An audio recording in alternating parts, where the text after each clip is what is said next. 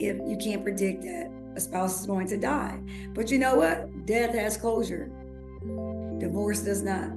You have to do that self-healing, that self-discovery, that self-evaluation to figure out what it looks like for you on the other side. And that's when you really understand if you were living for you or someone else.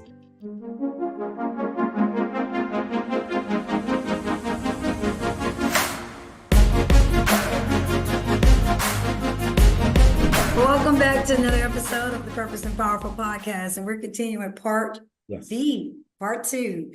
Single by choice, repositioning for love. In our last show, Jabril and I were very transparent about the divorce, discovery, challenge.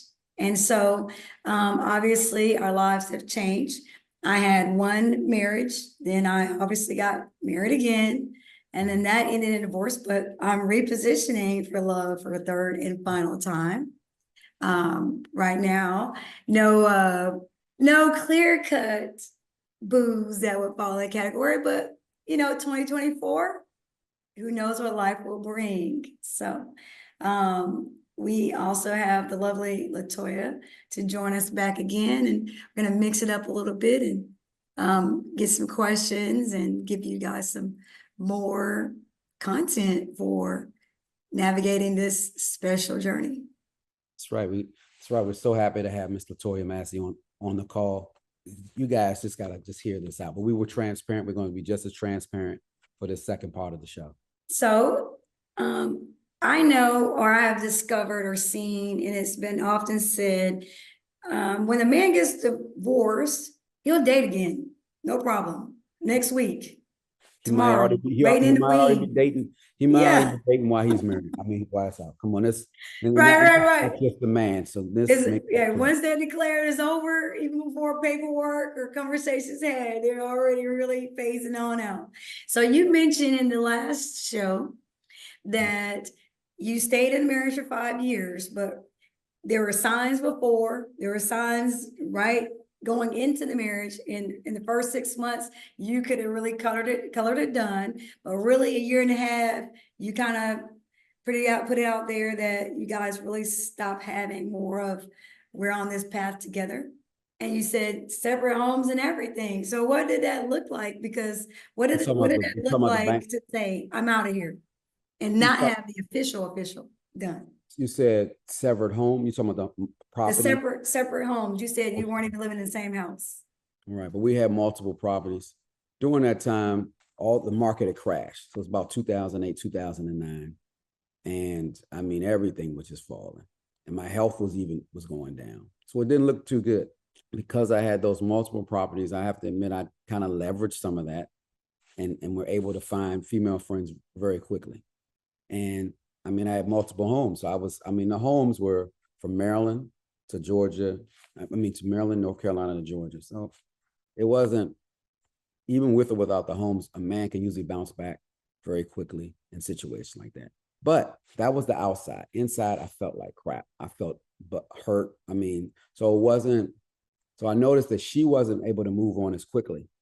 But on the outside, it looked good, but it really wasn't. So just to let you know, guys do feel it, whether they admit it or not. They just use a lot of things quickly, instant gratification, to make it appear like they're better, but they're broken. We're broken. We're hurt. And I also felt like I had embarrassed my family, the people who had come to the wedding that I had set them up. I felt that I disappointed my daughter because she was really young, but she knew this wasn't right, and this wasn't the type of situation she deserved. But I knew I had to do this. I had to choose to be me and live my life. And if I wouldn't have gotten a divorce, I wouldn't be here today. Amen. Well, I'm so glad that you made the choice so you could be here. On the podcast, I wouldn't be able to talk about it. But it's not even that, like even without it being your health, that mental health state, the part that makes it very tricky when you're dealing with divorce versus somebody died, it's like the person died, but they're still walking around.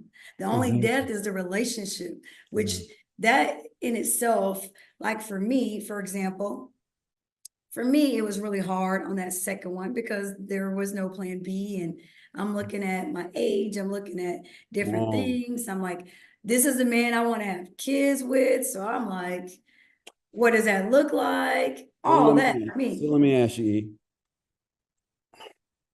would you, and this just be real, we transparent on We the are pod. here to be real. Would you have been okay of having a baby with him and still getting a divorce? Would you have been okay if he having the baby and he still left you? Because he left, was still abandoned. But you Right. just would have had one or two kids, the two kids that he has now, those could have been you. How would you have taken that? Or do you feel that you were able to escape? Because of course, we talk about the clock is ticking for the woman and all of that. Despite of all of that, how do you feel? Do you feel that are you glad that you didn't have the children? Okay.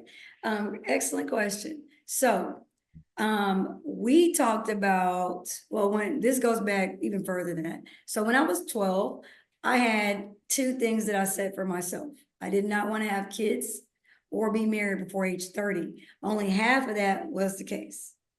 Mhm. And so, with that being the case, for me, it was about establishing the career. So him and I are both on that same wavelength. We're both locked into that, like, let's get this career going and rolling and moving. And so I was cemented in my career by 30. And so now we're having the conversations and he's not really ready. And I'm not pushing or rushing because I'm in the beginning stages of my career, really. In the accounting world, it's 3 letters in 3 years. CPA in 3 years in, you can work anywhere if you're licensed in Florida or you're licensed in California. And so I didn't even know about the IRS enroll agent path at that time. But with that came the nuances of learning to live together, right? So he was more like the career thing worked, but he wanted in certain pockets. So if we're gonna have these kids, I'm gonna be in this career, then our timelines would look like X. Like not all these hours that you're working and all this dedication that you have, but in his mind, he had 8 to 5, Monday through Friday. That's it. That was not the career that I chose. And I wasn't going to, I'm sorry, I was not going to revise my career. I had started out as an engineering student before I even became an accounting student. And I decided to make that switch all by myself. And I switched that knowing that that is the correct path for me. So now we're in it and we've decided and we're still deciding. And so, we had a couple years where we're like, okay, I think this is the year for us. And so he went overseas and started working, came home on leave one time and was like, oh, you know what, we should make a baby. I'm like, we don't have a plan for this. So for me, it's like always having a plan. And here's the God's heaven truth. How I feel about kids and why I don't have any today is this is my prayer and it's been my prayer since I can remember. I do not want to have children with someone who is not going to be there and under these vows and be there through the end. Now, it's not within my control, but if it's known and foreseeable that this relationship may not make it, I'm not having kids with this person because now it's not just my mental health. It's not just my life that I'm upending. I'm upending and uprooting these children. And I see every day the effects of what divorce looks like for other people, and I don't want that for my kids. Now, same way, if you can't predict that a spouse is going to die, but you know what? Death has closure. Divorce does not. You have to do that self-healing, that self-discovery, that self-evaluation to figure out what it looks like for you on the other side. And that's when you really understand if you were living for you or someone else. And if you're not happy, it doesn't really matter. Someone else, regardless of a relationship or marriage or whatever, cannot come do that for you. You have to have the inner happiness, the inner peace, and then a relationship just comes to complement those things. But if you put all your eggs in a relationship basket, you're really going to run into some problems. But no, so for me, it's still the same. Now I am 46. I still believe in having children. I'm going to have them. Look at all these celebrities and all these people get older than me having kids. That is not off the table. The only thing I'm waiting for is the man that God is going to bless me with. That man's going to want children, and most probably he doesn't already have them. So we don't even have any more nuances or wrinkles other than adjusting to each other and adjusting and blending into each other's lives because that's challenging enough without throwing blended families in there. and that's done, and that's done every day, I don't believe that's my path. I'll just say that. I love that. I love that. And thank you for the transparency. I have a direct question. I mean, because we have a lot of listeners and viewers. So people want to know, you said you're 46 and you're single, highly accomplished, educated in the streets, and of course, in academia. However, what would be the range? Because I don't know if this is on your list or you ever shared this with me. What would be the range of how young you would date or marry to how old? Do you have a range? Yes, so my last relationship, he was 10 years younger than me, and that came with nuances of emotions. And so that was hopeful for me because I was like, great, that person's gonna really want kids, and he was really great with kids, and he doesn't have any, he's very accomplished, he's a business owner. And so being it as though it may, with me being more solidified in my career and my outlook, that's challenging for two business owners. I'm still like, I need an executive, somebody in management, somebody that owns their own business, because they understand what this life is like, right? I don't have to argue about that. We don't have to go back and forth on those things. But that was hopeful for me. And we were together for 4 years, but we did not go to distance. I mean, we talked marriage. We knew we wanted to get married, and I'm glad that we didn't, because that marriage would have came with some sacrifices that I didn't see coming too, you know. So 10 years younger is where I've been. Now that I've had that particular experience, I think I would only go maybe 2 years younger. Like my ex-husband was 2 years younger than me. My first husband was 4 years older than me. I would go 2 to 10. So 9, really, 55. So I would go down to 30, no, not 30, 40, 40, I would go 6. I would go 40 to 55. That's my range. So 6, so do the math for me again, if that. So I would go down to 40. Like the man cannot be younger than 40 years old. So go down 6. Yeah, I would go down 6, and I would go up to 55. So 9 years, I would go down 6 up to 9 above. That sounds wow. 669, 69. You're gonna go down 6, up 9. All right. Yes. Because hey, you know what? He's fertile too. Those are some powerful swimming years for him still. All right. So, and he knows who he is. Most men, they know what they know their identity. They're in their career.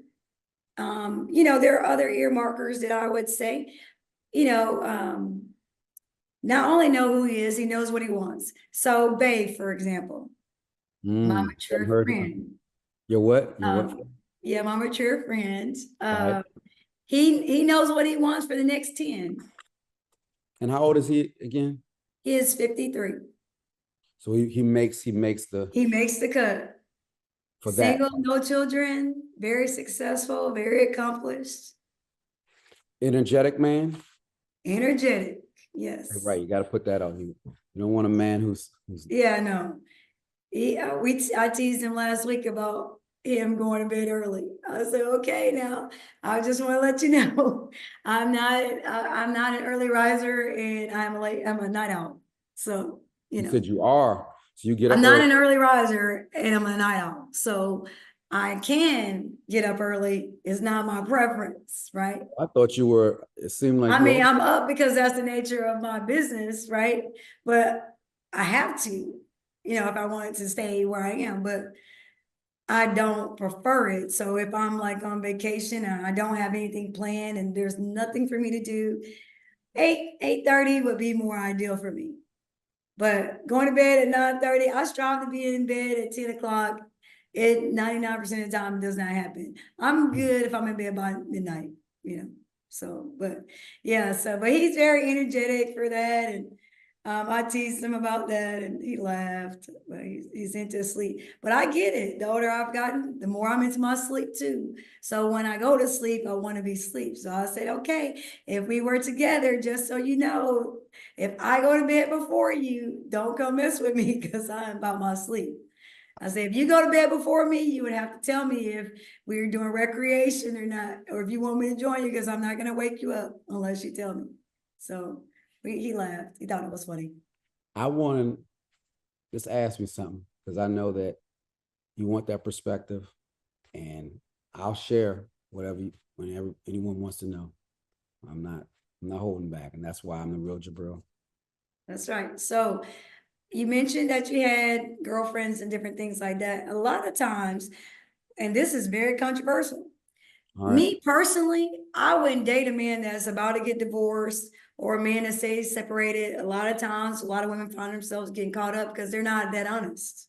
So were you honest with the women and let them know you were legally still married? Oh, yes, I was. I couldn't hide it. It was just too much drama going on with my ex-wife. I mean, always something. So the calls would come in.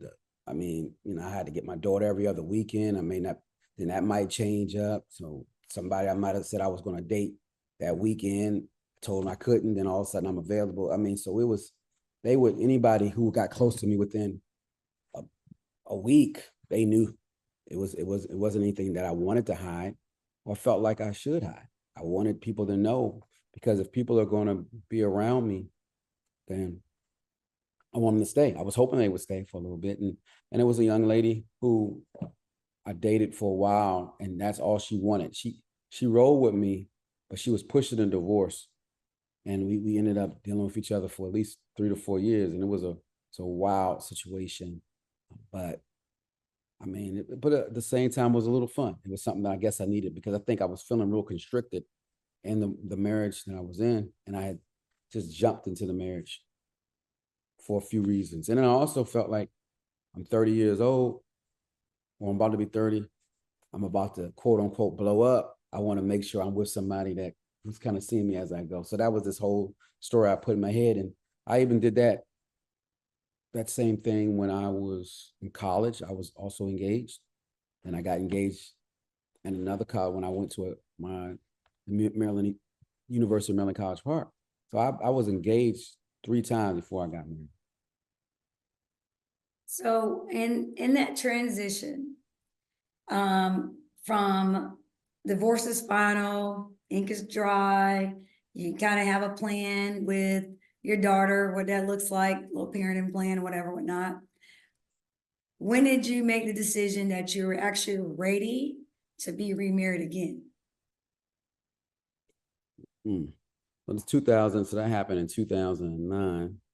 Then I got engaged in 2017. No, 2018.